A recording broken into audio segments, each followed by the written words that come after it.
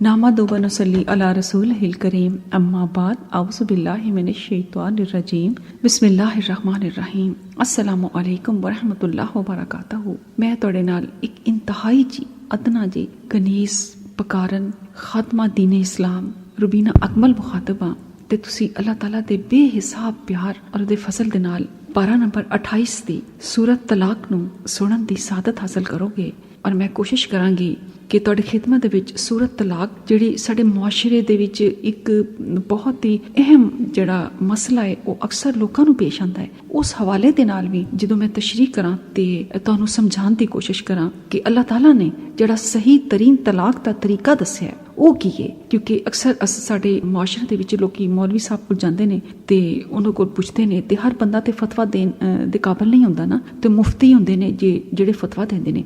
लेकिन पिंडां दे विच या ऐसी जगह ते जिथे लोकां नूं मुफ्ती साहबान तक पहुंचण दी वसाइल नहीं हुंदे, वक्त नहीं मिलदा या वो जानते नहीं, उन्हां नूं बड़ा मुश्किल हुंदा है ते इस तरह फिर जिंदगियां तबाह हो जांदियां ने और निक्के निक्के बच्चे रुल जांदे ने। क्योंकि वो मौलवी साहब ते ओही तुहानूं गल दस देणगे जेहड़े वो दस सकते ने, वो कोई फतवा ते नहीं दे सकते ना। ते कुरान पाक दे विचों जदों तुसीं समझोगे ना ते तुहानूं फिर किसी फतवे देण वास्ते परेशान होण दी जरूरत नहीं होएगी कि असीं फतवा लैके आईए ते फिर इस गल नूं समझिए। कुरान पाक तुहानूं दस रहा है, अल्लाह ताला तुहानूं दस रहा है कि तलाक दा सही तरीन तरीका की है ताकि मुआशरे दे विच ज्यादा तो ज्यादा अल्लाह ताला चाहुंदा है कि अमन रवे ते खानदान जुड़े रहन। अल्लाह फरमांदा है कि दुनिया दे विच जिन्नियां नापसंदीदा तरीन चीज़ां ने ना, उन्हां विचों सब तो ज्यादा नापसंदीदा तरीन चीज़ तलाक। ते अल्लाह नहीं चाहुंदा कि तुसी अपने घरां नूं उजाड़ लवो ते बच्चिआं नूं तबाह कर दिओ। जिहड़ा खावंद दे ओह बीवी नूं ना मिलन दे बच्चे नूं, ते बीवी चाहे कि नहीं मैं ते इहदे बाप दे कोल नहीं भेजने, ना इहनूं मिलाना है।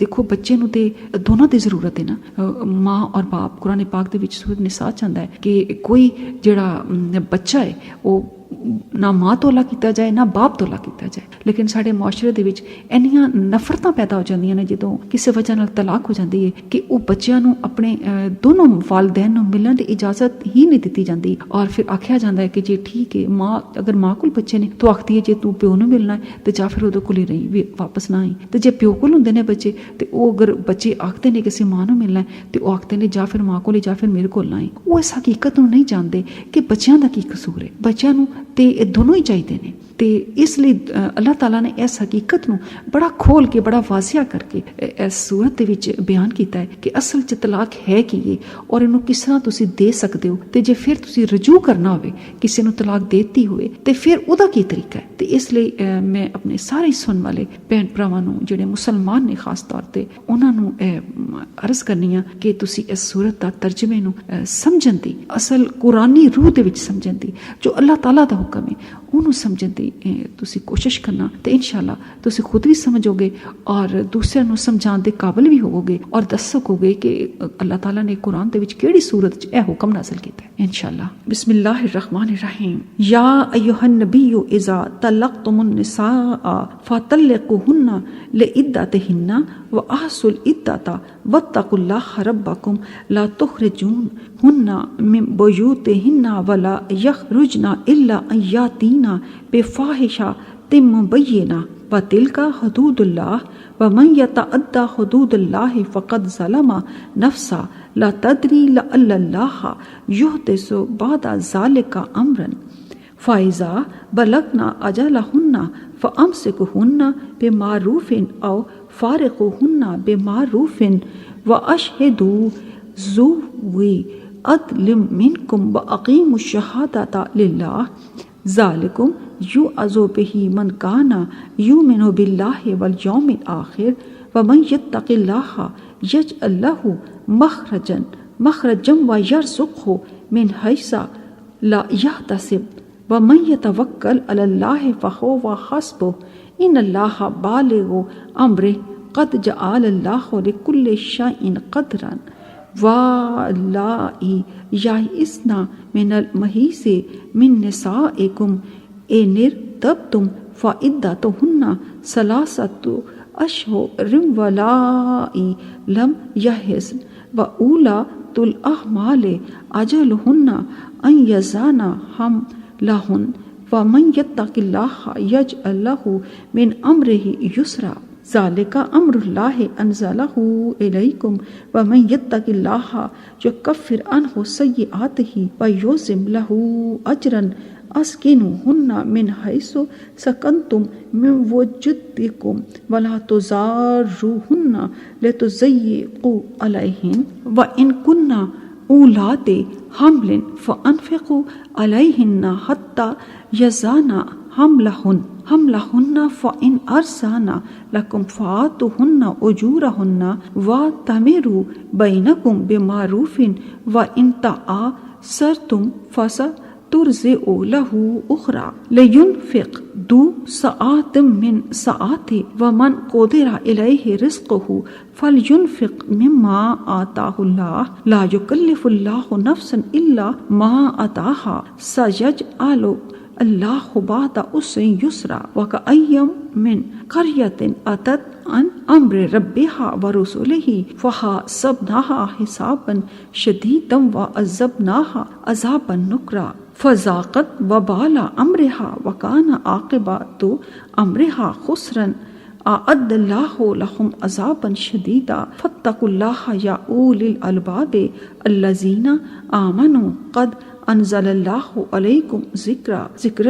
रसूल यतलू इलैकुम आयतिल्लाहि मुबय्यिनातिन लियुख़रिजल्लज़ीना आमनु व आमिलुस्सालिहाति मिनज़्ज़ुलुमाति इलन्नूर व मन युमिन बिल्लाहि व यअमल सालिहन युदखिलहु जन्नातिन तजरी मिन तहतिहल अनहारु खालिदीना फ़ीहा अबदा क़द अहसनल्लाहु लहु रिज़्क़ा अल्लाहु लज़ी खलक़ सबअ समावातिन व मिनल अर्ज़ि मिस्लहुन यतनज़्ज़लुल अम्रु बैनहुन्ना लितअलमू अन्नल्लाहा अला कुल्लि शैइन क़दीर व अन्नल्लाहा क़द अहाता बिकुल्लि शैइन इल्मन। रब सोने ने अपनी शफ़क़त और बेबहा मुहब्बत नाल तुहानू सूरत तलाक दियां 12 आयात नू सुनन दी सादत दित्ती है ते हुण मैं इहदा तर्जमा करांगी। मैं एक दफ़ा फिर अर्ज़ करनी हाँ कि मेरे सारे मोअज़्ज़ज़ीन सुनने वाले इस तर्जमे नू बहुत ही गौर दे नाल सुनन और समझन। अल्लाह दे नाम दे नाल शुरू करने आ जिहड़ा बड़ा ही मेहरबान ते बहुत ही टूटा रहम करन वाला है। ऐ नबी जिदों तुसी औरतां नू तलाक देवन लगो ते उन्हां नू इन्हां दी इद्दत दे आगाज़ ते वक़्त दे विच तलाक दिओ और इद्दत गिणदे रवो ते अल्लाह जिहड़ा तुहाडा रब है डरो। तुसी इन्हां नू इन्हां दे घरां चों ना कड्डो और ना ओ खुद निकलन मगर ऐ कि ओ कोई खुली बेहयाई करन और ऐ अल्लाह दियां हद्दां ने। जो शख्स अल्लाह दियां हद्दां तो अगे वधेगा ते यकीनन इन्हें अपने आप ते जुल्म कीता। ऐ मुखातिब तुसी नहीं जानदे शायद कि अल्लाह इस तलाक ते बादों कोई नई राह कढ देवे। फिर जदों ओ अपनी इद्दत खत्म होण नू पहुंचण ते तुसी इन्हां नू चंगे तरीके दे नाल अपने कोल बहसीयत बीवी रोक लवो।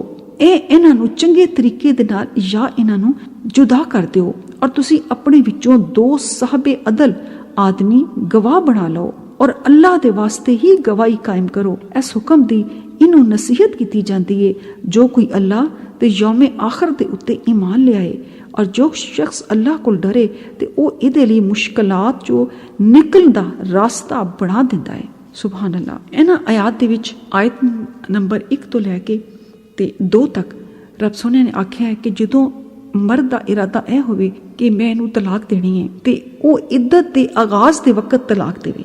इद्दत दे वक़्त दे जिहड़ा ओ तलाक 2 दा मतलब है कि इद्दत दे आगाज़ दे विच यानी जदों औरत हैज़ तो पाक हो जावे।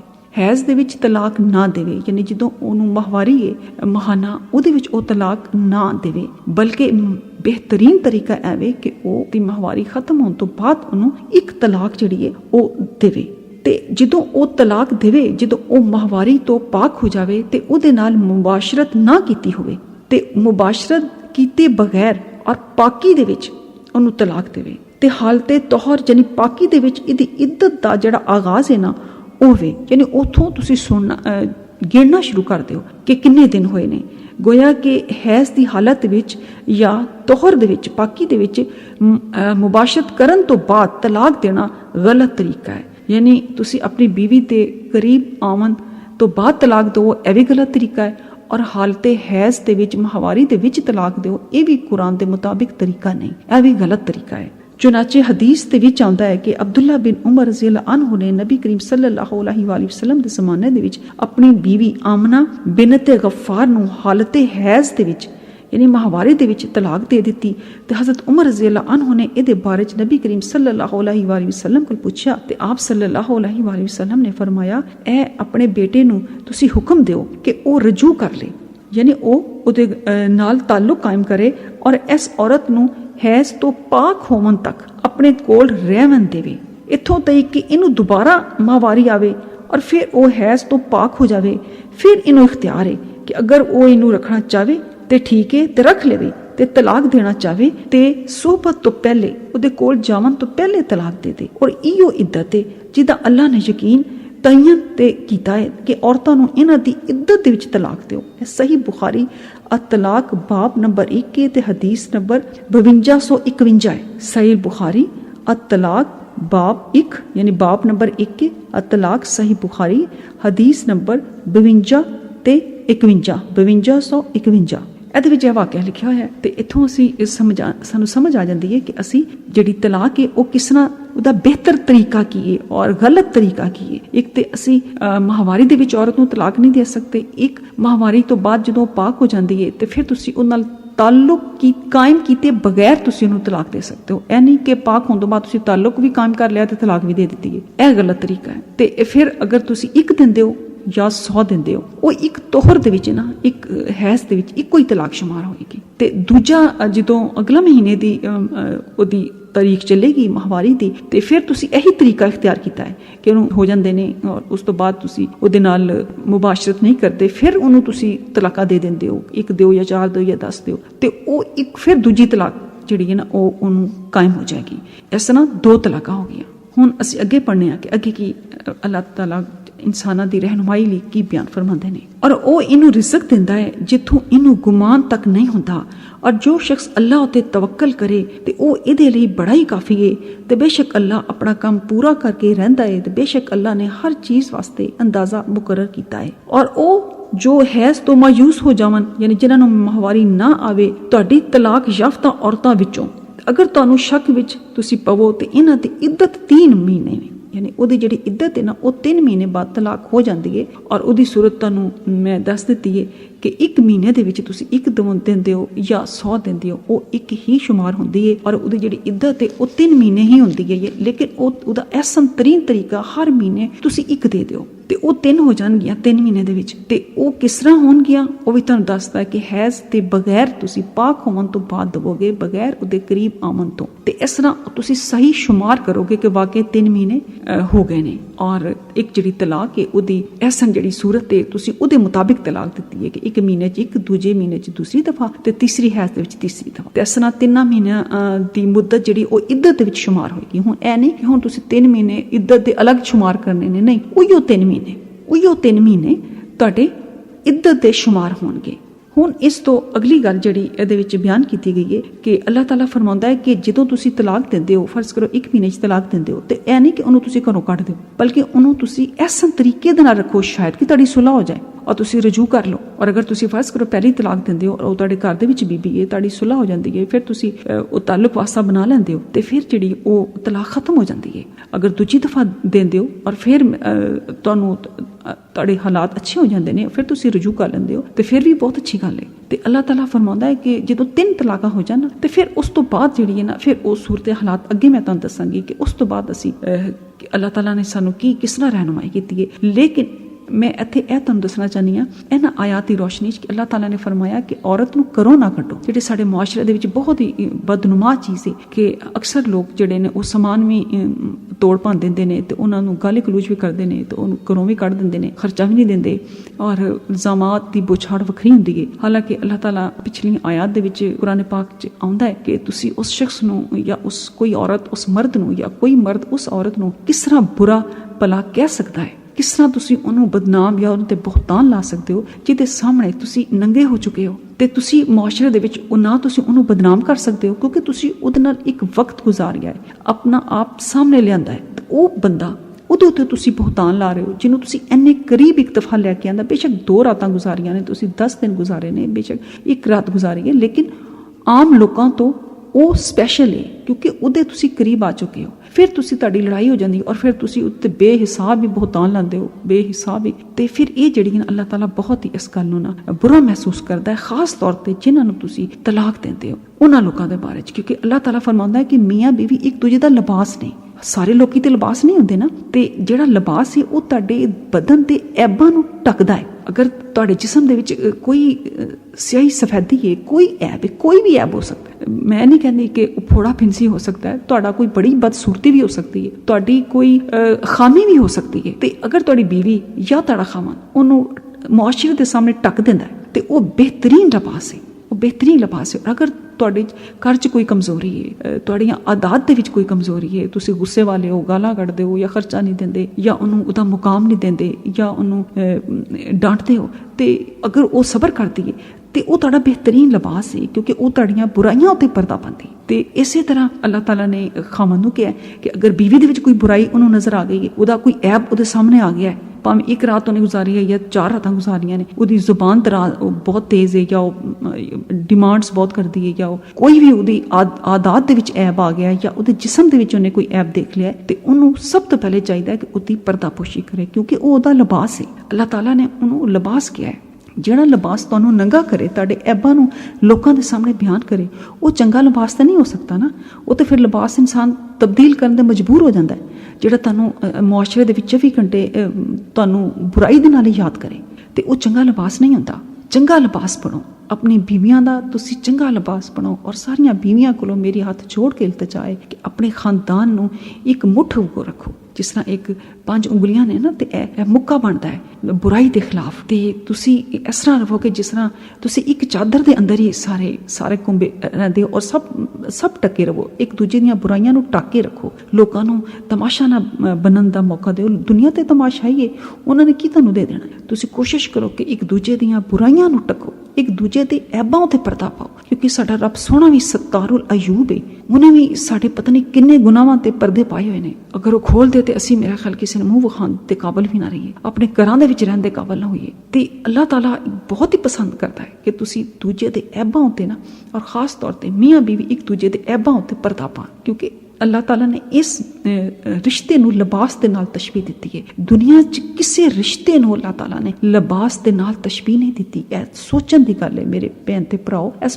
ਬਹੁਤ ਹੀ ਗਹਿਰੀ ਗੱਲ ਹੈ। ਦੇਖੋ, ਵਾਲਿदैन ਦੇ ਰਿਸ਼ਤੇ ਨੂੰ ਅੱਲਾਹ ਤਾਲਾ ਨੇ ਲਿਬਾਸ ਦੇ ਨਾਲ ਤਸ਼ਬੀਹ ਨਹੀਂ ਦਿੱਤੀ, ਲੇਕਿਨ ਔਲਾਦ ਜਿਹੜੀ ਤੁਹਾਡੇ ਵਿੱਚੋਂ ਹੀ ਪੈਦਾ ਹੁੰਦੀ ਹੈ ਉਹਨੂੰ ਲਿਬਾਸ ਨਹੀਂ ਕਿਹਾ, ਤੁਹਾਡੇ ਭੈਣ ਭਰਾਵਾਂ ਨੂੰ ਲਿਬਾਸ ਨਹੀਂ ਕਿਹਾ, ਸਿਰਫ ਮੀਆਂ ਬੀਵੀ ਦੇ ਰਿਸ਼ਤੇ ਨੂੰ ਲਿਬਾਸ ਕਿਹਾ। ਇਹਦਾ ਸਾਫ਼ ਹੈ ਮਤਲਬ ਹੈ ਅੱਲਾਹ ਤਾਲਾ ਚਾਹੁੰਦਾ ਹੈ ਕਿ ਤੁਸੀਂ ਇੱਕ ਦੂਜੇ ਦੇ ਐਬਾਂ ਉੱਤੇ ਪਰਦੇ ਪਾਓ। ਲਿਬਾਸ ਪਰਦੇ ਪਾਉਂਦਾ ਹੈ, ਤੁਹਾਡੇ ਜਿਸਮ ਦੇ ਐਬਾਂ ਨੂੰ ਢੱਕਦਾ ਹੈ, ਤੇ ਅੱਲਾਹ ਚਾਹੁੰਦਾ ਹੈ ਕਿ ਖਾਨਦਾਨ ਜੁੜਿਆ ਰਹੇ, ਤਾਂ ਕਿ ਜਿਹੜੇ ਬੱਚੇ ਨੇ ਉਹਨਾਂ ਨੂੰ ਮਾਂ ਤੇ ਬਾਪ ਦੋਨਾਂ ਦਾ ਪਿਆਰ ਮਿਲੇ। ਉਹਨਾਂ ਨੂੰ ਕੀ ਪਤਾ ਕਿ ਮੇਰੇ ਪਿਓ 'ਚ ਕੀ ਨਕਸ ਜਾਂ ਮੇਰੀ ਮਾਂ 'ਚ ਕੀ ਨਕਸ ਹੈ, ਉਹ ਤੇ ਮਾਸੂਮ ਨੇ, ਉਹਨਾਂ ਦੀ ਮਾਂ ਵੀ ਪਿਆਰੀ ਹੈ, ਪਿਓ ਵੀ ਪਿਆਰਾ ਹੈ। ਤੇ ਲਿਹਾਜ਼ਾ ਵਾਲਿदैन ਨੂੰ ਚਾਹੀਦਾ ਹੈ ਕਿ ਇੱਕ ਦੂਜੇ ਦੇ ਐਬਾਂ ਨੂੰ ਬੱਚਿਆਂ ਦੇ ਸਾਹਮਣੇ ਵੀ ਨਾ ਖੋਲਣ, ਕਿ ਬੱਚਿਆਂ ਦੀ ਨਜ਼ਰ 'ਚੋਂ ਗਿਰ ਨਾ ਜਾਣ ਕਿ ਸਾਡੇ ਬਾਪ ਇੰਝ ਜਾਂ ਸਾਡੀ ਮਾਂ ਇੰਝ। ਤੇ ਕਿਉਂਕਿ ਔਲਾਦ ਤੇ ਦੋਨਾਂ ਦੀ ਹੈ ਨਾ, ਤੇ ਇਸ ਲਈ ਜਦੋਂ ਇੱਕ ਦੂਜੇ ਦੇ ਐਬਾਂ ਨੂੰ ਉਹ ਨਹੀਂ ਟਟੋਲਣਗੇ, ਜਸੂਸੀ ਇੱਕ ਦੂਜੇ ਦੇ ਪਿੱਛੇ ਨਹੀਂ ਕਰਨਗੇ, ਨਿੱਕੀਆਂ ਨਿੱਕੀਆਂ ਗੱਲਾਂ ਤੇ ਤਾਨੇ ਨਹੀਂ ਮਾਰਨਗੇ, ਤੂੰ ਮੈਂ ਨਹੀਂ ਕਰਨਗੇ, ਤੇ ਫਿਰ ਯਕੀਨਨ ਜਿਹੜੇ ਬੱਚੇ ਨੇ ਉਹ ਵੀ ਇੱਜ਼ਤ ਕਰਨਗੇ, ਮਾਂ ਦੀ ਵੀ ਕਰਨਗੇ ਤੇ ਬਾਪ ਦੀ ਵੀ ਕਰਨਗੇ। ਤੇ ਇਹ ਜਿਹੜੀ ਚੀਜ਼ ਹੈ ਨਾ, ਇਹ ਜਦੋਂ ਹਾਲਾਤ ਖਰਾਬ ਹੋ ਜਾਣ ਕਿਸੇ ਖਾਨਦਾਨ ਦੇ, ਤੇ ਇਹ ਖਸੂਸੀ ਤੌਰ ਤੇ ਉਹਨਾਂ ਨੂੰ ਚਾਹੀਦਾ ਹੈ ਕਿ ਤਲਾਕ ਦੇ ਦੌਰਾਨ ਬੀਵੀਆਂ ਨੂੰ ਘਰ 'ਚ ਰੱਖਣ ਔਰ ਬਿਹਤਰੀਨ ਸਲੂਕ ਕਰਨ। ਮੈਂ ਸਮਝਦੀ ਹਾਂ ਕਿ ਜਦੋਂ ਤੁਸੀਂ ਤਲਾਕ ਦੇ ਦਿੰਦੇ ਔਰਤ ਨੂੰ ਨਾ, ਤੇ ਫਿਰ ਬਹੁਤ ਹੀ ਚੰਗਾ ਉਹਨਾਂ ਸਲੂਕ ਕਰੋ ਤਾਂ ਕਿ ਤੁਹਾਡਾ ਘਰ ਨਾ ਟੁੱਟੇ। ਹੁਣ ਅਸੀਂ ਅੱਗੇ ਪੜ੍ਹਨੇ ਹਾਂ, ਔਰ ਜਿਹੜੀਆਂ ਉਹਨਾਂ ਔਰਤਾਂ ਦੇ ਬਾਰੇ 'ਚ ਰੱਬ ਸੋਹਣੇ ਨੇ ਆਖਿਆ ਕਿ ਜਿਹਨਾਂ ਨੂੰ ਹੈਜ਼ ਨਹੀਂ ਆਉਂਦਾ, ਮਾਹਵਾਰੀ ਖਤਮ ਹੋ ਜਾਂਦੀ ਹੈ, ਕਿਸੇ ਨੂੰ 50 ਸਾਲ ਬਾਅਦ, ਕਿਸੇ ਨੂੰ 60 ਸਾਲ ਬਾਅਦ, ਕਿਸੇ ਨੂੰ 45, ਜਦੋਂ ਉਹ ਖਤਮ, ਜਾਂ ਫਿਰ ਐਸੀਆਂ ਬੱਚੀਆਂ ਜਿਹਨਾਂ ਨੂੰ ਅਜੇ ਆਇਆ ਹੀ ਨਹੀਂ, ਤੇ ਉਹਨਾਂ ਦੀ ਜਿਹੜੀ ਹੈ ਮੁੱਦਤ ਹੈ ਉਹ ਵੀ ਜਿਹੜੀ ਉਹ ਇੱਦਤ 3 ਮਹੀਨੇ ਵੇ, ਤਾਂ ਕਿ ਤੁਹਾਨੂੰ ਕੋਈ ਸ਼ੱਕ ਨਾ ਹੋਵੇ। ਤੇ 3 ਮਹੀਨੇ ਇਸ ਵਾਸਤੇ ਵੀ ਅੱਲਾਹ ਤਾਲਾ ਨੇ ਆਖਿਆ ਕਿ ਇਹਦੇ ਵਿੱਚ ਅਗਰ ਕੁਝ ਤੁਹਾਡੇ ਪੇਟ 'ਚ ਤੇ ਉਹ ਜ਼ਾਹਿਰ ਹੋ ਜਾਂਦਾ ਹੈ, ਔਰ ਫਿਰ ਤੁਹਾਡੀ ਇੱਦਤ ਹੈ ਉਹ ਸਾਰੀ ਤਬਦੀਲ ਹੋ ਜਾਂਦੀ ਹੈ। ਉਹ ਫਿਰ ਵਜ਼ਾ ਹਮਲ ਤੱਕ ਇੱਦਤ ਹੈ। ਅਗਰ ਫਰਜ਼ ਕਰੋ ਕਿ ਉਹ 3 ਮਹੀਨੇ ਇੱਦਤ ਦੇ ਵਿੱਚ ਕੋਈ ਬੱਚਾ ਜ਼ਾਹਿਰ ਹੋ ਗਿਆ, ਕਿ ਤੁਹਾਡੇ ਪੇਟ 'ਚ ਕੋਈ ਬੱਚਾ ਪਰਵਰਿਸ਼ ਪਾ ਰਿਹਾ, ਤੇ ਫਿਰ ਤੁਹਾਡੀ ਜਿਹੜੀ ਇੱਦਤ ਹੈ ਨਾ, ਉਹ 3 ਮਹੀਨੇ 'ਚ ਖਤਮ ਨਹੀਂ ਹੁੰਦੀ, ਉਹ ਫਿਰ 9 ਮਹੀਨੇ ਬਾਅਦ ਖਤਮ ਹੋਏਗਾ। ਜਦੋਂ ਉਹ ਬੱਚਾ ਦੁਨੀਆ 'ਚ ਆ ਜਾਏਗਾ, ਤੇ ਫਿਰ ਤੁਸੀਂ ਉਸ ਖਾਵਨ ਤੋਂ ਜਿਹੜੀ ਨਾ ਉਹ ਪਰਾਂ ਹੁੰਦੇ ਹੋ, ਔਰ ਉਹਦੀ ਇੱਦਤ ਜਿਹੜੀ ਉਹ ਖਤਮ ਹੁੰਦੀ ਹੈ। ਇਹ ਅੱਲਾ ਦਾ ਹੁਕਮ ਹੈ ਜਿਹਨੂੰ ਇਹਨੇ ਤੁਹਾਡੀ ਤਰਫ ਨਾਜ਼ਲ ਕੀਤਾ ਹੈ। ਔਰ ਜੋ ਸ਼ਖਸ ਅੱਲਾ ਕੋਲ ਡਰੇ ਤੇ ਉਹ ਇਹਦੇ ਕੋਲੋਂ ਇਹਦੀਆਂ ਬੁਰਾਈਆਂ ਮਿਟਾ ਦਿੰਦਾ ਹੈ ਔਰ ਇਹਨੂੰ ਜ਼ਿਆਦਾ ਅਜਰ ਦਿੰਦਾ ਹੈ। ਯਾਨੀ ਇੱਥੇ ਅੱਲਾਹ ਤਾਲਾ ਨੇ ਫਰਮਾਇਆ ਕਿ ਅਗਰ ਤੁਸੀਂ ਦੂਜਿਆਂ ਦੀਆਂ ਬੁਰਾਈਆਂ ਤੇ ਪਰਦਾ ਪਾਵੋਗੇ ਤੇ ਤੁਸੀਂ ਅੱਲਾ ਕੋਲ ਡਰੋਗੇ ਤੇ ਉਹ ਤੁਹਾਡੀਆਂ ਬੁਰਾਈਆਂ ਜਿਹੜੀਆਂ ਨੇ ਨਾ ਉਹ ਵੀ ਮਿਟਾ ਦੇਗਾ ਔਰ ਤੁਹਾਨੂੰ ਇਹਦਾ ਅਜਰ ਵੀ ਦੇਵੇਗਾ। ਯਾਨੀ ਕਿੰਨੀ ਵੱਡੀ ਤਜਾਰਤ ਹੈ ਕਿ ਇੱਕ ਤੇ ਤੁਹਾਡੀਆਂ ਬੁਰਾਈਆਂ ਨੂੰ ਮਿਟਾਏਗਾ ਤੇ ਫਿਰ ਤੁਹਾਨੂੰ ਅਜਰ ਵੀ ਦੇਵੇਗਾ। ਇਸ ਲਿਬਾਸ ਦੀ ਕਿੰਨੀ ਅਹਿਮੀਅਤ ਹੈ। ਤੁਸੀਂ ਇਹਨਾਂ ਨੂੰ ਰਿਹਾਇਸ਼ ਦਿਓ, ਯਾਨੀ ਆਪਣੀਆਂ ਬੀਬੀਆਂ ਤਲਾਕ ਦੇ ਵਿੱਚ ਉਹਨੂੰ ਉਹਦੇ ਆਪਣੇ ਘਰੋਂ ਨਾ ਕੱਢੋ, ਉਹਨੂੰ ਰਿਹਾਇਸ਼ ਦਿਓ। ਤੇ ਜਿੱਥੇ ਤੁਸੀਂ ਖੁਦ ਰਹਿੰਦੇ ਹੋ, ਦੇਖੋ ਜਿੱਥੇ ਤੁਸੀਂ ਖੁਦ ਰਹਿੰਦੇ ਹੋ ਤੇ ਗੌਰ ਕਰੋ, ਉਹਨੂੰ ਮਾਪਿਓ ਦੇ ਘਰ ਧੱਕੇ ਦੇ ਕੇ ਨਾ ਭੇਜਿਆ ਕਰੋ ਜਾਂ ਭੈਣ ਭਰਾਵਾਂ ਦੇ ਘਰ, ਬਲਕਿ ਤੁਸੀਂ ਜਿੱਥੇ ਖੁਦ ਰਹਿੰਦੇ ਹੋ ਉੱਥੇ ਉਹਨੂੰ ਰੱਖੋ ਔਰ ਆਪਣੀ ਹਸੀਅਤ ਦੇ ਮੁਤਾਬਿਕ ਇਹਨਾਂ ਨੂੰ ਦਵੋ। ਯਾਨੀ ਰੱਬ ਸੋਹਣੇ ਨੇ ਜਿੰਨਾ ਤੁਹਾਨੂੰ ਦਿੱਤਾ ਉਹਦੇ ਮੁਤਾਬਿਕ ਦਵੋ। ਇਹ ਨਹੀਂ ਕਿ ਆਪ ਤੇ ਤੁਸੀਂ 10,000 ਦਾ ਸੂਟ ਪਾਉਂਦੇ ਹੋ ਤੇ ਆਪਣੀ ਬੀਵੀ ਨੂੰ ਜਿਹੜੀ ਉਹ 500 ਰੁਪਏ ਦੇ ਸੂਟ ਦੇ ਵਿੱਚ ਰਾਜ਼ੀ ਕਰਨ ਦੀ ਕੋਸ਼ਿਸ਼ ਕਰੋ ਕਿਉਂਕਿ ਤੁਸੀਂ ਉਹਨੂੰ ਤਲਾਕ ਦਿੱਤੀ ਹੋਈ ਹੈ ਤੇ ਉਹਨੂੰ ਕੁਝ ਸਮਝੋ ਹੀ ਨਾ। ਨਹੀਂ, ਬਲਕਿ ਅਗਰ ਤੁਸੀਂ ਉਹਨੂੰ ਤਲਾਕ ਦੇ ਦਿੱਤੀ ਹੈ ਔਰ ਉਹਨੂੰ ਘਰ ਦੇ ਵਿੱਚੋਂ ਇੱਜ਼ਤ ਦੇ ਵਿੱਚੋਂ ਤੇ ਉਹਨੂੰ ਮੇਰਾ ਤਾਂ ਖਿਆਲ ਹੈ ਕਿ 12,000 ਦਾ ਸੂਟ ਲਿਆ ਕੇ ਦਿਓ ਤਾਂ ਕਿ ਉਹਦੇ ਦਿਲ 'ਚ ਤੁਹਾਡੀ ਵਾਸਤੇ ਮੁਹੱਬਤ ਪੈਦਾ ਹੋਏ ਕਿ ਮੇਰਾ ਖਾਮਦ ਕਿੰਨਾ ਅੱਛਾ ਹੈ, ਕਿੰਨਾ ਉਸਨੇ ਸਲੂਕ ਕਰਦਾ ਹੈ ਤੇ ਉਹ ਤੁਹਾਡੀਆਂ ਜਿਹੜੀ ਜ਼ਾਤੀ ਹੈ ਉਹ ਭੁੱਲ ਜਾਏਗੀ। ਔਰਤਾਂ ਤੇ ਵੈਸੇ ਵੀ ਮੁਹੱਬਤ ਦੀਆਂ ਨੇ, ਇੱਜ਼ਤ ਦੀਆਂ ਨੇ। ਔਰਤ ਇੱਜ਼ਤ ਦੇ ਸਿਵਾ ਕੀ ਚਾਹੁੰਦੀ ਹੈ ਮਰਦ ਕੋਲੋਂ?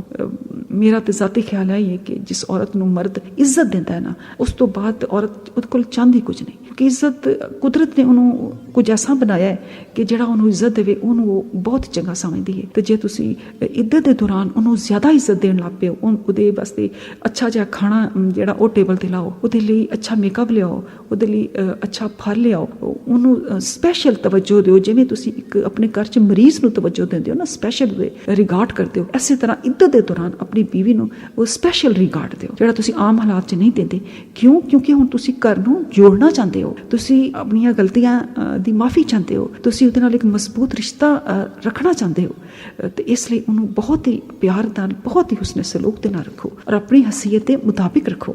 ਤੇ ਇਹਨਾਂ ਨੂੰ ਤੰਗ ਕਰਨ ਵਾਸਤੇ ਤੇ ਇਹਨਾਂ ਨੂੰ ਤਕਲੀਫ ਨਾ ਦਿਓ। ਦੇਖੋ ਰੱਬ ਸੋਹਣਾ ਉਹਨਾਂ ਦੇ ਬਾਰੇ 'ਚ ਕਿੰਨਾ ਫਿਕਰਮੰਦ ਹੋ ਕੇ ਤੁਹਾਨੂੰ ਆਖਦਾ ਹੈ ਕਿ ਉਹਨਾਂ ਨੂੰ ਤੰਗ ਕਰਨ ਵਾਸਤੇ ਨਾ ਰੱਖੋ ਤਾਂ ਕਿ ਅਸੀਂ ਰੱਖ ਕੇ ਤੇ ਫਿਰ ਇਹਨੂੰ ਤਾਨੇ ਮਾਰਾਂਗੇ ਜਾਂ ਇਹਨੂੰ ਤੰਗ ਕਰਾਂਗੇ। ਔਰ ਅਗਰ ਉਹ ਤਲਾਕ ਯਾਫਤਾ ਹਮਲ ਵਾਲੀਆਂ ਹੋਣ, ਫਰਜ਼ ਕਰੋ ਤੁਸੀਂ ਤਲਾਕ ਦਿੱਤੀ ਹੈ ਤੇ ਉਹ ਪੇਟ 'ਚ ਬੱਚਾ ਵੀ ਹੈ ਤੇ ਵਜ਼ਾ ਹਮਲ ਤੱਕ ਤੁਸੀਂ ਇਹਨਾਂ ਉੱਤੇ ਖਰਚ ਕਰੋ। ਫਿਰ ਅਗਰ ਉਹ ਬੱਚੇ ਨੂੰ ਤੁਹਾਡੇ ਲਈ ਦੁੱਧ ਪਿਲਾਉਂਦੀਆਂ ਨੇ, ਦੇਖੋ ਨਾ ਬੱਚਾ ਪੈਦਾ ਹੋ ਜਾਂਦਾ ਉਸ ਤੋਂ ਬਾਅਦ 2 ਸਵਾ 2 ਸਾਲ 2.5 ਸਾਲ ਤੱਕ ਉਹਨੂੰ ਦੁੱਧ ਪਿਲਾਣਾ ਹੈ ਤੇ ਫਿਰ ਰੱਬ ਸੋਹਣਾ ਕੀ ਆਖਦਾ ਹੈ ਤੇ ਤੁਸੀਂ ਉਹਨਾਂ ਨੂੰ ਇਹਨਾਂ ਦੀ ਉਜਰਤ ਦਿਓ। ਇਹ ਆਪਸ ਦੇ ਵਿੱਚ ਦਸਤੂਰ ਦੇ ਮੁਤਾਬਿਕ ਮਸ਼ਵਰੇ ਦੇ ਨਾਲ ਤੈਅ ਕਰੋ। ਔਰ ਅਗਰ ਤੁਸੀਂ ਆਪਸ 'ਚ ਜ਼ਿੱਦ ਫੜ ਲਓ ਤੇ ਇਹਨੂੰ ਕੋਈ ਹੋਰ ਦੁੱਧ ਪਿਲਾਏ, ਯਾਨੀ ਇਹ ਦੋਨੋਂ ਸੂਰਤਾਂ ਰੱਬ ਸੋਹਣੇ ਨੇ ਆਖੀ ਕਿ ਲੜਾਈ ਦੇ ਵਿੱਚ ਅਗਰ ਤੁਸੀਂ ਕਹੋ ਔਰਤ ਕਹੇ ਜੀ ਮੈਂ ਇਹਨੂੰ ਦੁੱਧ ਨਹੀਂ ਪਿਲਾਣਾ ਤੇ ਫਿਰ ਉਹ ਮਰਦ ਜਿਹਦੇ ਕੋਲੋਂ ਦੁੱਧ ਪਿਲਾਏ ਉਹ ਉਹਨੂੰ ਪੈਸੇ ਦੇਵੇ, ਉਜਰਤ ਦੇਵੇ। ਤੇ ਜੇ ਉਹ ਔਰਤ ਦਿੰਦੀ ਹੈ ਤੇ ਤਾਂ ਵੀ ਉਹਨੂੰ ਉਜਰਤ ਦਿਓ, ਉਹਨੂੰ ਘਰ 'ਚ ਵੀ ਰੱਖੋ ਕਿਉਂਕਿ ਉਹਨੇ ਬੱਚਾ ਤੇ ਪੈਦਾ ਕਰ ਦਿੱਤਾ ਹੈ, ਉਹਦੀ ਇੱਜ਼ਤ ਖਤਮ ਹੋ ਗਈ ਹੈ। ਅਗਰ ਉਹ ਉੱਥੇ ਰਹਿਣਾ ਚਾਹੁੰਦੀ ਹੈ ਤੁਹਾਡੇ ਬੱਚੇ ਨੂੰ ਦੁੱਧ ਪਿਲਾਉਣ ਵਾਸਤੇ ਔਰ ਉਹਦੀ ਪਰਵਰਿਸ਼ ਕਰਨ ਲਈ ਕਿ ਉਹ ਬੱਚਾ ਬਹੁਤ ਛੋਟਾ ਹੈ ਤੇ ਤੁਸੀਂ ਤਾਂ ਵੀ ਤੁਹਾਡਾ ਫਰਜ਼ ਹੈ ਕਿ ਤੁਸੀਂ ਉਹਦੇ ਤੇ ਖਰਚਾ ਕਰੋ, ਉਹਨਾਂ ਨੂੰ ਉਜਰਤ ਦਿਓ। ਬਸ ਲਾਜ਼ਮ ਹੈ ਵੁਸਅਤ ਵਾਲਾ ਆਪਣੀ ਵੁਸਅਤ ਦੇ ਮੁਤਾਬਿਕ ਖਰਚ ਕਰੇ ਤੇ ਜਿਹਦੇ ਉੱਤੇ ਇਹਦਾ ਰਿਜ਼ਕ ਤੰਗ ਕੀਤਾ ਗਿਆ ਹੋਏ ਤੇ ਉਹ ਇਸੇ ਵਿੱਚੋਂ ਹੀ ਖਰਚ ਕਰੇ ਜੋ ਇਹਨੂੰ ਅੱਲਾ ਨੇ ਦਿੱਤਾ ਹੈ। ਉਹ ਇਹ ਨਾ ਕਵੇ ਕਿ ਜੀ ਮੈਂ ਕਿੱਥੋਂ ਦੇਵਾਂ, ਮੈਂ ਨਹੀਂ ਦੇ ਸਕਦਾ, ਮੇਰੇ ਕੋਲ ਤੇ ਪੈਸਾ ਹੀ ਨਹੀਂ। ਉਹ ਜਿੰਨਾ ਦੇ ਸਕਦਾ ਹੈ ਨਾ ਤੇ ਅੱਲਾਹ ਤਾਲਾ ਫਰਮਾਉਂਦਾ ਹੈ ਕਿ ਉਹ ਉਸੇ ਚੋਂ ਦੇ। ਅੱਲਾ ਕਿਸੇ ਸ਼ਖਸ ਉੱਤੇ ਇੰਨੀ ਹੀ ਜ਼ਿੰਮੇਵਾਰੀ ਪਾਉਂਦਾ ਹੈ ਜਿੰਨਾ ਉਹਨੇ ਇਹਨੂੰ ਦਿੱਤਾ ਹੋਇਆ ਹੈ ਤੇ ਅੱਲਾ ਤੰਗੀ ਤੋਂ ਬਾਅਦ ਜਲਦੀ ਆਸਾਨੀ ਫਰਮਾ ਦੇਗਾ। ਔਰ ਕਿੰਨੀਆਂ ਹੀ ਬਸਤੀਆਂ ਨੇ ਜਿਨ੍ਹਾਂ ਨੇ ਆਪਣੇ ਰੱਬ ਤੇ ਇਹਦੇ ਰਸੂਲਾਂ ਦੇ ਹੁਕਮ ਤੋਂ ਸਰਕਸ਼ੀ ਕੀਤੀ ਸੀ ਤੇ ਅਸੀਂ ਇਹਨਾਂ ਨੂੰ ਸ਼ਦੀਦ ਇਹਨਾਂ ਦਾ ਮੁਹਾਸਬਾ ਕੀਤਾ ਤੇ ਅਸੀਂ ਇਹਨਾਂ ਨੂੰ ਹੋਲਨਾਕ ਅਜ਼ਾਬ ਦਿੱਤਾ। ਬਿਲਾਖਰ ਇਹਨਾਂ ਬਸਤੀਆਂ ਨੇ ਆਪਣੇ ਕਰਤੂਤਾਂ ਦਾ ਵਬਾਲ ਚੱਖਿਆ ਤੇ ਇਹਨਾਂ ਦੇ ਕਰਤੂਤਾਂ ਦਾ ਅੰਜਾਮ ਖਸਾਰਾ ਹੀ ਸੀ। ਅੱਲਾ ਨੇ ਇਹਨਾਂ ਲਈ ਸ਼ਦੀਦ ਅਜ਼ਾਬ ਤਿਆਰ ਕੀਤਾ ਹੈ, ਲਿਹਾਜ਼ਾ ਤੁਸੀਂ ਅੱਲਾ ਕੋਲ ਹੀ ਡਰੋ। ਇਹ ਅਕਲ ਵਾਲਿਓ ਜਿਹੜੇ ਈਮਾਨ ਲਿਆਇਓ, ਅੱਲਾ ਨੇ ਤੁਹਾਡੀ ਤਰਫ ਜ਼ਿਕਰ ਕੁਰਾਨ ਨਾਜ਼ਲ ਕੀਤਾ ਹੈ ਤੇ ਇਹ ਇੱਕ ਰਸੂਲ ਜਿਹੜੇ ਤੁਹਾਡੇ ਉੱਤੇ ਅੱਲਾ ਦੀਆਂ ਵਾਸੀਆਂ ਆਇਤ ਤਲਾਵਤ ਕਰਦਾ ਹੈ ਤਾਂ ਕਿ ਉਹ ਇਹਨਾਂ ਲੋਕਾਂ ਨੂੰ ਜਿਹੜੇ ਈਮਾਨ ਲਿਆਏ ਔਰ ਨੇਕ ਅਮਲ ਕੀਤੇ ਨੇ ਹਨੇਰਿਆਂ ਚ ਯਾਨੀ ਜਹਾਲਤ ਦੇ ਹਨੇਰੇ ਜਿਹੜੇ ਨੇ ਉਹਦੇ ਵਿੱਚ ਰੋਸ਼ਨੀ ਚ ਕੱਢ ਕੇ ਲਿਆਏ। ਤੇ ਜੋ ਸ਼ਖਸ ਅੱਲਾ ਉੱਤੇ ਈਮਾਨ ਲਿਆਏ ਔਰ ਨੇਕ ਅਮਲ ਕਰੇ तो ਉਹ ਇਹਨੂੰ ਇਹਨਾਂ ਜੰਨਤਾਂ ਦੇ ਵਿੱਚ ਦਾਖਲ ਕਰੇਗਾ ਜਿਹਦੇ ਥੱਲੇ ਨਹਿਰਾਂ ਜਾਰੀ ਨੇ ਤੇ ਇਹਨਾਂ ਵਿੱਚ ਹਮੇਸ਼ ਰਹਿਣਗੇ ਅਬਦ ਤੱਕ। ਅੱਲਾ ਨੇ ਇਹਨੂੰ ਖੂਬ ਰਿਜ਼ਕ ਦਿੱਤਾ ਹੋਏਗਾ ਉੱਥੇ। ਅੱਲਾ ਉਹ ਜ਼ਾਤ ਹੈ ਜਿਹਨੇ 7 ਅਸਮਾਨ ਪੈਦਾ ਕੀਤੇ ਔਰ ਜ਼ਮੀਨਾਂ ਵੀ।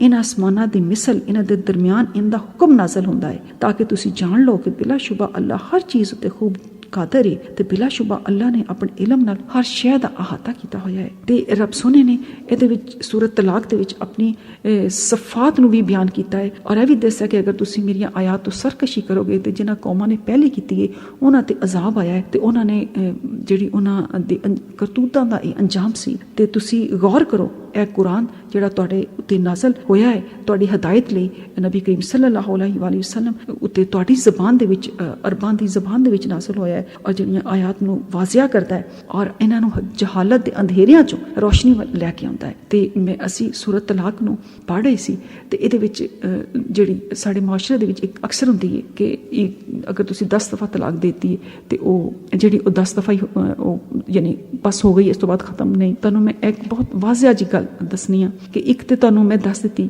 ਕਿ 1 ਮਹੀਨੇ ਦੇ ਵਿੱਚ ਤੁਸੀਂ 10 ਦਿਓ ਜਾਂ 1 ਦਿਓ, ਇੱਕ ਤੌਹਰ ਦੇ ਵਿੱਚ ਉਹਦੀ ਪਾਕੀ ਦੇ ਵਿੱਚ ਉਹ ਇੱਕੋ ਹੀ ਹੈ। ਇਸ ਤਰ੍ਹਾਂ ਦੂਸਰੇ ਮਹੀਨੇ ਔਰ ਤੀਸਰੇ ਮਹੀਨੇ। ਹੁਣ ਇਹ 3 ਤਲਾਕਾਂ ਹੋ ਗਈਆਂ ਨੇ, ਇਹ 3 ਤਲਾਕਾਂ ਹੋ ਗਈਆਂ ਨੇ। ਹੁਣ ਅਗਰ ਤੁਸੀਂ ਦੁਬਾਰਾ ਉਹ ਔਰਤ ਉਸੇ ਮਰਦ ਕੋਲ ਰਹਿਣਾ ਚਾਹੁੰਦੀ ਹੈ, ਉਹਨੂੰ ਮਹਿਸੂਸ ਹੋਇਆ ਕਿ ਮੇਰੇ ਬੱਚੇ ਨੇ ਜਾਂ ਖਾਮਨ ਨੇ ਮਹਿਸੂਸ ਬਾਅਦ ਚੋਂ ਕੀਤਾ ਹੈ, 3 ਮਹੀਨੇ ਵੀ ਗੁਜ਼ਰ ਗਏ ਨੇ ਤੇ ਇੱਦਤ ਯਾਨੀ ਪੂਰੀ ਹੋ ਗਈ ਹੈ, ਤੇ ਫਿਰ ਕੀ ਹੁੰਦਾ, ਫਿਰ ਉਹਨੂੰ ਨਿਕਾਹ ਕਰਨਾ ਪਵੇਗਾ। ਉਸੇ ਮਰਦ ਹਲਾਲਾ ਨਹੀਂ ਹੁੰਦਾ। ਸਾਡੇ ਮੁਆਸ਼ਰੇ 'ਚ ਅਕਸਰ ਜਹਾਲਤ ਦੀ ਵਜ੍ਹਾ ਨਾਲ ਸਮਝਿਆ ਜਾਂਦਾ ਹੈ ਕਿ 3 ਤਲਾਕਾਂ ਹੋ ਗਈਆਂ, 3 ਮਹੀਨੇ ਗੁਜ਼ਰ ਗਏ ਇੱਦਤ ਦੇ, 3 ਮਹੀਨੇ ਗੁਜ਼ਰ ਗਏ ਤੇ ਹੁਣ ਇਹ ਹਲਾਲਾ ਜਬ ਤੱਕ ਨਹੀਂ ਕਰੇਗੀ ਇਹ ਪਹਿਲੇ ਖਾਮਦ ਕੋਲ ਨਹੀਂ ਜਾ ਸਕਦੀ। ਇਹ ਕਤਨ ਨਹੀਂ ਹੈ। ਉਹ ਔਰਤ ਵਾਪਸ ਪਹਿਲੇ ਖਾਮਦ ਕੋਲ ਜਾਏਗੀ, ਲੇਕਿਨ ਨਿਕਾਹ ਕਰਕੇ ਦੁਬਾਰਾ ਤੋਂ ਸ਼ਾਦੀ ਹੋਏਗੀ, ਦੁਬਾਰਾ ਤੋਂ ਹੱਕ ਮਹਿਰ ਹੋਏਗਾ, ਦੁਬਾਰਾ ਤੋਂ ਜੋ ਵੀ ਰਸਮਾਂ ਹੁੰਦੀਆਂ ਨੇ ਸ਼ਾਦੀ ਦੀਆਂ ਉਹ ਸਾਰੀਆਂ ਹੋਣਗੀਆਂ। ਜਿਸ ਤਰ੍ਹਾਂ ਉਹਦੀ ਫਸਟ ਟਾਈਮ ਸ਼ਾਦੀ ਹੋਈ ਸੀ ਇਸ ਤਰ੍ਹਾਂ ਹੀ ਉਹਦੀ ਦੁਬਾਰਾ ਸ਼ਾਦੀ ਹੋਏਗੀ। ਲੇਕਿਨ ਮੈਂ ਨਹੀਂ ਕਹਿੰਦੀ ਕਿ ਖਰਚਾ ਉਸ ਤਰ੍ਹਾਂ ਹੀ ਹੋਏਗਾ। ਮੇਰਾ ਮਕਸਦ ਹੈ ਕਿ ਨਿਕਾਹ ਔਰ ਹੱਕ ਮਹਿਰ ਜਿਹੜੀ ਬੁਨਿਆਦ ਹੈ, ਹੱਕ ਮਹਿਰ ਬੁਨਿਆਦ ਹੈ ਨਾ, ਨਿਕਾਹ ਬੁਨਿਆਦ ਹੈ, ਇਹ ਉਸ ਤਰ੍ਹਾਂ ਹੀ ਹੋਏਗਾ ਜਿਸ ਤਰ੍ਹਾਂ ਪਹਿਲੀ ਸ਼ਾਦੀ। ਹੁਣ ਫਰਜ਼ ਕਰੋ ਕਿ ਦੁਬਾਰਾ ਉਹਨਾਂ ਦੀ ਲੜਾਈ ਹੋ ਗਈ ਹੈ, ਦੁਬਾਰਾ ਉਹਨੇ ਇਸ ਤਰ੍ਹਾਂ 3 ਮਹੀਨੇ ਦੇ ਵਿੱਚ 3 ਤਲਾਕਾਂ ਦੇ ਦਿੱਤੀਆਂ। ਫਿਰ ਉਸ ਤੋਂ ਬਾਅਦ ਉਹ ਮਹਿਸੂਸ ਕਰਦਾ ਕਿ ਨਹੀਂ ਮੇਰੇ ਬੱਚੇ ਨੇ, ਮੇਰੇ ਕੋਲ ਗਲਤੀ ਹੋ ਗਈ ਹੈ ਤੇ ਫਿਰ ਮੈਂ ਦੁਬਾਰਾ ਉਹਦੇ ਕੋਲ ਜਾਣਾ, ਤੇ ਉਹ ਫਿਰ ਦੁਬਾਰਾ ਉਹਦੇ ਨਾਲ ਨਿਕਾਹ ਕਰੇਗਾ ਔਰ ਫਿਰ ਦੁਬਾਰਾ ਉਹਦਾ ਹੱਕ ਮਹਿਰ ਹੋਏਗਾ। ਯਾਨੀ ਅੱਲਾਹ ਤਾਲਾ ਨੇ 2 ਦਫਾ ਉਹਨੂੰ ਹੱਕ ਦਿੱਤਾ ਹੈ ਕਿ ਉਹ ਫਿਰ ਕਰ ਸਕਦਾ ਹੈ। ਹੁਣ ਫਿਰ ਅਗਰ ਉਹ 2, 4, 5, 7, 8 ਸਾਲ ਗੁਜ਼ਰਦੇ ਨੇ, ਫਿਰ ਉਹ ਉਹੀ ਕੰਮ ਕਰਦਾ ਹੈ ਉਹਦਾ ਮਰਦ ਕਿ ਉਹ 3 ਤਲਾਕਾਂ ਦੇ ਦਿੰਦਾ ਹੈ 3 ਮਹੀਨੇ ਦੇ ਵਿੱਚ। ਤੇ ਹੁਣ ਫਿਰ ਉਹ ਕਹਿੰਦਾ ਹੈ ਕਿ ਫਿਰ 2 ਸਾਲ ਬਾਅਦ ਉਹਨੂੰ ਖਿਆਲ ਆਉਂਦਾ ਹੈ ਕਿ ਮੈਂ ਫਿਰ ਉਹਦੇ ਨਾਲ ਹੀ ਨਿਕਾਹ ਕਰਨਾ ਹੈ, ਮੇਰੇ ਬੱਚੇ ਨੇ ਹੁਣ ਸ਼ਾਦੀ ਕਰਨੀ ਹੈ, ਹੁਣ ਦਾ ਕਾਰੋਬਾਰ ਹੈ, ਜਾਇਦਾਦ ਦੀ ਵੰਡ ਕਰਨੀ ਹੈ, ਤੇ ਫਿਰ ਮੈਂ ਦੁਬਾਰਾ ਉਹਦਾ ਨਿਕਾਹ ਕਰਨਾ, ਤੇ ਫਿਰ ਉਹਦਾ ਨਿਕਾਹ ਨਹੀਂ ਹੋਏਗਾ, ਫਿਰ ਉਹਨੂੰ ਹਲਾਲਾ ਕਰਨਾ ਪਵੇਗਾ। ਜਦ ਹਲਾਲਾ ਕੀ ਹੈ, ਤੁਸੀਂ ਕਿਸੇ ਮਰਦ ਨਾਲ ਉਹਦਾ ਨਿਕਾਹ ਕਰੋਗੇ, ਉਹ ਆਪਣੀ ਮਰਜ਼ੀ ਦੇ ਨਾਲ ਭਾਵੇਂ 2 ਸਾਲ ਬਾਅਦ ਛੱਡੇ, 10 ਸਾਲ ਬਾਅਦ ਛੱਡੇ, ਨਾ ਛੱਡੇ, ਉਹ ਛੱਡੇਗਾ ਤੇ ਫਿਰ ਉਹ ਜਿਹੜਾ ਪਹਿਲਾ ਖਾਮਦ ਹੈ ਉਹਦੇ ਨਾਲ ਉਹ ਨਿਕਾਹ ਕਰ ਸਕਦਾ ਹੈ। ਜ਼ਬਰਦਸਤੀ ਨਹੀਂ ਉਹਦੇ ਕੋਲ ਤਲਾਕ ਲੈ ਸਕਦੀ ਔਰਤ, ਨਾ ਹੀ ਉਹ ਮਰਦ ਉਹਨੂੰ ਮਜਬੂਰ ਕਰ ਸਕਦਾ ਹੈ, ਨਾ ਹੀ ਪਹਿਲੇ ਉਹਦੇ ਨਾਲ ਕੋਈ ਮਾਮਲਾ ਤੁਸੀਂ ਕਰ ਸਕਦੇ ਹੋ ਕੁਰਾਨ ਦੀ ਰੂਹ ਨਾਲ ਕਿ ਵੀ ਅਸੀਂ ਹਲਾਲਾ ਤੇ ਨਾ ਕਰਨਾ ਹੈ ਤੇ ਤੂੰ ਇੰਨੇ ਪੈਸੇ ਲੈ ਲੈ ਜਾਂ ਇੰਨੀ ਦੇਰ ਬਾਅਦ ਤੂੰ ਤਲਾਕ ਦੇ ਦੀ। ਨਹੀਂ, ਕਤਨ ਹੈ, ਹਰਾਮ ਹੈ, ਬਿਲਕੁਲ ਹਰਾਮ ਹੈ। ਲਿਹਾਜ਼ਾ ਉਹ ਆਪਣੀ ਮਰਜ਼ੀ ਦੇ ਨਾਲ ਛੱਡੇ। ਲੇਕਿਨ ਇਸ ਤਰ੍ਹਾਂ ਦਾ ਜਿਹੜਾ ਕੇਸ ਹੈ ਨਾ, ਉਹ ਪੂਰੀ ਦੁਨੀਆ ਦੇ ਵਿੱਚ ਕਮ ਅਜ਼ ਕਮ ਕਿਧਰੇ ਵੀ ਤਾਂ ਨਹੀਂ ਲੱਭੇਗਾ ਕਿ ਉਹਨੇ ਇੱਕ ਦਫਾ 3 ਮਹੀਨੇ ਤਲਾਕ ਦਿੱਤੀ, ਫਿਰ ਦੁਬਾਰਾ ਉਸੇ ਔਰਤ ਨਾਲ ਸ਼ਾਦੀ ਕੀਤੀ, ਫਿਰ 2, 4 ਸਾਲ 8, 10 ਸਾਲ ਗੁਜ਼ਰ ਗਏ, ਫਿਰ ਉਹਨੇ ਤਲਾਕ ਦਿੱਤੀ 3 ਮਹੀਨੇ ਦੇ ਵਿੱਚ ਇੱਕ ਕਰਕੇ, ਤੇ ਫਿਰ ਦੁਬਾਰਾ ਉਹਦੇ ਨਾਲ ਸ਼ਾਦੀ ਕਰ ਲਈ, ਤੇ ਫਿਰ 2, 4, 5, 7 ਸਾਲ ਗੁਜ਼ਰ ਗਏ, ਤੇ ਫਿਰ ਉਹਨੇ 3 ਤਲਾਕਾਂ ਦਿੱਤੀਆਂ 3 ਮਹੀਨੇ ਦੇ ਵਿੱਚ, ਤੇ ਫਿਰ ਉਹ ਕਹਿੰਦਾ ਕਿ ਫਿਰ ਮੈਂ ਦੁਬਾਰਾ ਤੀਜੀ ਦਫਾ ਹੁਣ ਉਹਦੇ ਨਾਲ ਨਿਕਾਹ ਕਰਾਂ। ਤੇ ਤੀਜੀ ਦਫਾ ਜਿਹੜਾ ਨਿਕਾਹ ਹੈ ਨਾ, ਇਹ ਹਲਾਲੇ ਬਗੈਰ ਮੁਮਕਿਨ ਨਹੀਂ। ਤੇ ਤੀਜੀ ਦਫਾ ਜਿਹੜਾ ਹੈ ਨਾ, ਉਹ ਇਹ ਸਾਰਾ ਜਿਹੜਾ ਪ੍ਰੋਸੈਸ ਹੈ ਨਾ, ਇਹ 9 ਮਹੀਨੇ ਦਾ ਹੈ। 9 ਮਹੀਨੇ ਦਾ 3 ਮਹੀਨੇ ਇੱਕ ਦਫਾ, ਫਿਰ ਉਸੇ ਮਰਦ ਨਾਲ ਉਹ ਸ਼ਾਦੀ ਕਰ ਸਕਦੀ ਹੈ ਬਗੈਰ ਹਲਾਲੇ ਤੋਂ।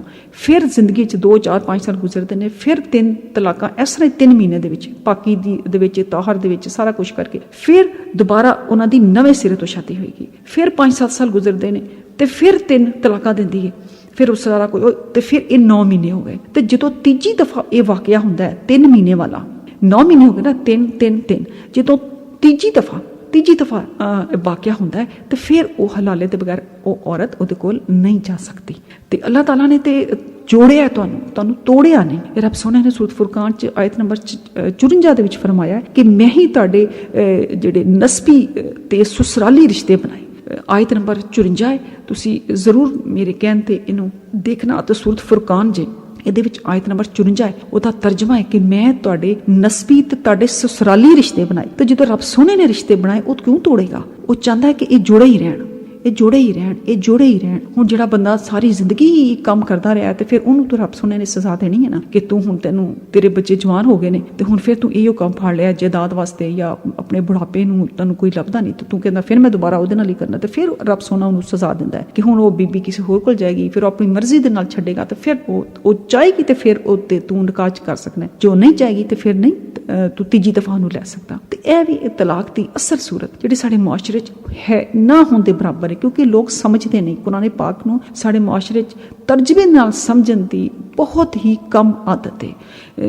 ਰਮਜ਼ਾਨ ਸ਼ਰੀਫ ਦੇ ਵਿੱਚ ਵੀ ਲੋਕ ਜ਼ਿਆਦਾ ਤੋਂ ਜ਼ਿਆਦਾ ਕੁਰਾਨ ਪਾਕ ਅਰਬੀ 'ਚ ਪੜ੍ਹਦੇ ਨੇ ਔਰ ਕਹਿੰਦੇ ਨੇ 10 ਕੁਰਾਨ ਅਸੀਂ ਖਤਮ ਕਰ ਲਏ, 6 ਕੁਰਾਨ ਖਤਮ ਕਰ ਲਏ। ਬਿਲਾ ਸ਼ੁਬਾ ਬਿਲਾ ਸ਼ੁਬਾ ਬਿਲਾ ਸ਼ੁਬਾ ਇਹ ਬੜੀ ਫਜ਼ੀਲਤ ਵਾਲੀ ਗੱਲ ਹੈ ਕਿ ਤੁਸੀਂ ਕੁਰਾਨ ਪਾਕ ਪੜ੍ਹਦੇ ਹੋ ਔਰ ਉਹਦੇ ਹਰ ਅਰਬੀ ਦੇ ਲਫ਼ਜ਼ ਨੂੰ ਪੜ੍ਹਨ ਦੇ ਬਦਲੇ ਅੱਲਾਹ ਤਾਲਾ ਤੁਹਾਡੇ ਬੇਸ਼ੁਮਾਰ ਦਰਜੇ ਬੁਲੰਦ ਕਰਦਾ ਹੈ ਔਰ ਤੁਹਾਨੂੰ ਨੇਕੀਆਂ ਦਿੰਦਾ ਹੈ, ਤੁਹਾਡੀਆਂ ਬੁਰਾਈਆਂ ਮਿਟਾਉਂਦਾ ਹੈ। ਲੇਕਿਨ ਉਹਨੂੰ ਤੁਸੀਂ ਅਗਰ ਸਮਝ ਕੇ ਪੜ੍ਹਦੇ ਹੋ ਤੇ ਫਿਰ ਬੇਬਹਾ ਚਰੇ ਬੇਬਹਾ ਔਰ ਫਿਰ ਤੁਸੀਂ ਹੱਕ ਅਦਾ ਕਰ ਦਿੱਤਾ। ਦੇਖੋ ਹਰ ਚੀਜ਼ ਦਾ ਇੱਕ ਹੱਕ ਹੈ। ਕੁਰਾਨ ਦਾ ਹੱਕ ਹੀ ਹੈ ਕਿ ਇਹਦਾ ਤਰਜਮਾ ਪੜ੍ਹਿਆ ਜਾਏ ਔਰ ਉਹਨੂੰ ਆਪਣੀ ਜ਼ਿੰਦਗੀ 'ਚ ਸ਼ਾਮਲ ਕੀਤਾ ਜਾਏ, ਕਿਉਂਕਿ ਕੁਰਾਨ ਦਾ ਮਕਸਦ ਹੀ ਇਹ ਹੈ ਕਿ ਲੋਕਾਂ ਦੀ ਰਹਿਨੁਮਾਈ ਕੀਤੀ ਜਾਏ ਨਾ। ਜਦੋਂ ਤੁਹਾਨੂੰ ਪਤਾ ਹੀ ਨਹੀਂ ਕਿ ਸਾਡਾ ਕੁਰਾਨ ਕਹਿੰਦਾ ਕੀ ਹੈ, ਭਾਵੇਂ 100 ਦਫਾ ਤੁਸੀਂ ਕੁਰਾਨ ਪੜ੍ਹ ਲਿਆ ਲੇਕਿਨ ਤੁਹਾਨੂੰ ਨਹੀਂ ਪਤਾ ਕਿ ਇਹਦਾ ਮਕਸਦ ਕੀ, ਇਹਦਾ ਮਤਲਬ ਕੀ, ਅਸੀਂ ਕਿਸ ਤਰ੍ਹਾਂ ਇਹਨੂੰ ਆਪਣੀ ਜ਼ਿੰਦਗੀ 'ਚ ਸ਼ਾਮਲ ਕਰੀਏ, ਤੇ ਫਿਰ ਰੱਬ ਸੋਨੇ ਦਾ ਉਹ ਮਕਸਦ ਪੂਰਾ ਨਹੀਂ ਹੁੰਦਾ। ਉਹ ਤੇ ਹੱਕ ਅਦਾ ਇਸ ਤਰ੍ਹਾਂ ਹੀ ਹੋ ਸਕਦਾ ਕਿ ਤੁਸੀਂ ਇਹਦਾ ਤਰਜਮਾ ਪੜ੍ਹੋ। ਜਿਹੜੇ ਅਰਬੀ ਲੋਕ ਨੇ, ਜਿਹੜੇ ਅਰਬੀ ਨੇ, ਉਹਨਾਂ ਨੂੰ ਤਾਂ ਇਹ ਜ਼ਰੂਰਤ ਹੀ ਨਹੀਂ ਹੁੰਦੀ, ਉਹਨੂੰ ਤਾਂ ਵੈਸੇ ਹੀ ਸਮਝ ਆ ਜਾਂਦੀ ਹੈ। ਤੇ ਇਸੇ ਲਈ ਰੱਬ ਸੋਨੇ ਨੇ ਹਰ ਕੌਮ ਦੇ ਵਿੱਚ ਉਸੇ ਜ਼ਬਾਨ ਦਾ ਰਸੂਲ ਪੈਦਾ ਕੀਤਾ ਹੈ ਤਾਂ ਜੇ ਇਹ ਲੋਕੀ ਸਮਝ ਸਕਣ। ਹੁਣ ਅਸੀਂ ਲੋਕੀ, ਸਾਡੀ ਜ਼ੁਬਾਨ ਅਰਬੀ ਨਹੀਂ, ਸਾਨੂੰ ਤਰਜਮਾ ਪੜ੍ਹਨਾ ਪੈਂਦਾ ਹੈ ਤੇ ਇਸ ਲਈ ਸਾਨੂੰ ਤਰਜਮਾ ਪੜ੍ਹਨਾ ਚਾਹੀਦਾ ਹੈ। ਅਦਰਵਾਈਜ਼ ਅਸੀਂ ਆਪਣੀ ਜ਼ਿੰਦਗੀਆਂ 'ਚ ਉਹਨੂੰ ਸ਼ਾਮਲ ਨਹੀਂ ਕਰ ਸਕਦੇ। ਤੇ ਮੇਰੀ ਅੱਲਾਹ ਤਾਲਾ ਕੋਲੋਂ ਇਲਤਜਾ ਹੈ ਮੈਨੂੰ ਤੇ ਤੁਹਾਨੂੰ ਤੇ ਸਾਰੇ ਮੇਰੇ ਭੈਣ ਭਰਾਵਾਂ ਸੁਣਨ ਵਾਲਿਆਂ ਨੂੰ ਕੁਰਾਨ ਨੂੰ ਪੜ੍ਹਨ ਦੀ ਤੇ ਉਹਦੇ ਤਰਜਮੇ ਨੂੰ ਸਮਝਣ ਦੀ ਤੇ ਫਿਰ ਉਹਨਾਂ ਨੂੰ ਆਪਣੀਆਂ ਜ਼ਿੰਦਗੀਆਂ 'ਚ ਸ਼ਾਮਲ ਕਰਨ ਦੀ ਤੌਫੀਕ ਔਰ ਹਿੰਮਤ ਅਤਾ ਫਰਮਾਏ। ਆਮੀਨ ਯਾ ਰੱਬੁਲ ਆਲਮੀਨ।